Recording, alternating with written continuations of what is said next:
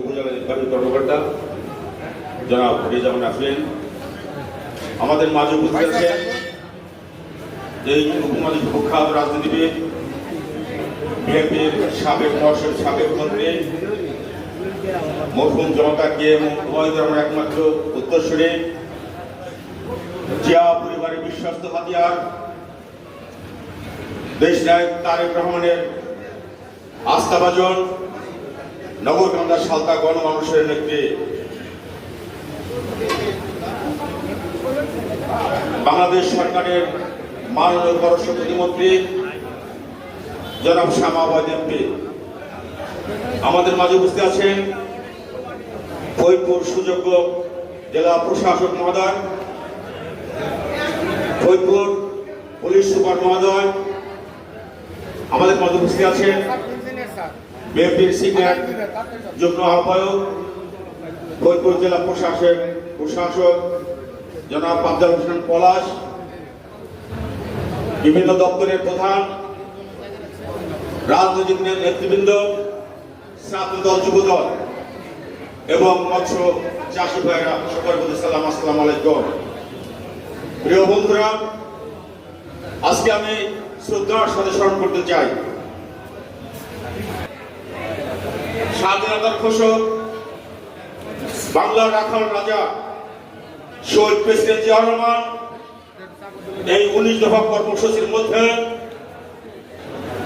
এই মৎস্য একটা কর্মসূচি ছিল।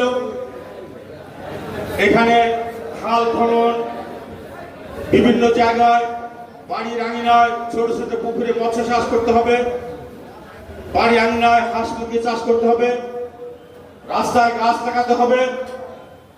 এই সত্যি কর্মসূচি দিয়ে আমাদের শহীদ প্রেসিডেন্ট জিয়াউর রহমান এই কর্মসূচি বাস্তবায়ন করে বাংলাদেশের উন্নয়ন হিসেবে রূপান্তরিত করেছিল। প্রিয় বন্ধুরা, তারই ধারাবাহিকতায় আজকে এই 17 বছর আন্দোলন সংগ্রামের মধ্য দিয়ে একটি বিনা ভোটের সরকার বাংলাদেশের জগদ্দল পথের মধ্যে চেপেছিল। এই 17 বছর আন্দোলন সংগ্রামের মধ্য দিয়ে এবং রক্তক্ষয়ী জুলাইয়ের আন্দোলনের মধ্য দিয়ে এই জালেম সরকার এই বাংলাদেশ থেকে বিদায় নিতে বাধ্য হয়েছে। প্রিয় বন্ধুরা, আমাদের মন্ত্রী মহোদয় ইতিমধ্যে 6 মাসের মধ্যে অনেক কাজ করেছে। আপনারা জানেন এই নদীর ব্রিজে অনেক টাকা রিফান্ড হয়ে গেছিল, সেগুলো সে রিফান্ড করেছে। প্রায় 4 কোটি টাকা রিফান্ড করে নদীর ব্রিজ উৎপাদন করেছে, উন্নয়ন করেছে। এবং নগরকান্দার মৎস্য বাজার, দুগ্ধ বাজার অচিরেই নির্মাণ হবে। নগরকান্দার বিভিন্ন রাস্তাঘাট, যেমন নগরকান্দা থেকে বিশ্বরোড হয়ে পুরোপাড়া হয়ে বিশ্বরোড পর্যন্ত যে রাস্তা, সেটা পাকা নির্মাণ করেছে এবং অনেক পরিকল্পনা আছে। তাই প্রিয় বন্ধুরা, আপনারা ধৈর্যের সাথে মোকাবেলা করবেন। এবং আপনারা দেখেছেন এই আওয়ামী দোসররা, শেখ হাসিনার প্রেতাত্মারা অনেকেই এখানে ঘোরাফেরা করছে, বিভিন্ন রকম উস্কানির কথা বলছে। আপনারা বিএনপি সোচ্চার থাকবেন, এই উস্কানির কথা মতো আপনারা সঠিকভাবে বিচার দেবেন, প্রতিহত করতে হবে। এখানে এসপি মহোদয়, ডিসি মহোদয় আছেন, ইউনো মহোদয় আছেন, মন্ত্রী মহোদয় আছেন। নগরকান্দা সারা বাংলাদেশে যার আইডি থেকে, ফ্ল্যাগ আইডি থেকে অনেক মানসম্মান লোকের একটি অনেক একটা অপপ্রচার করে।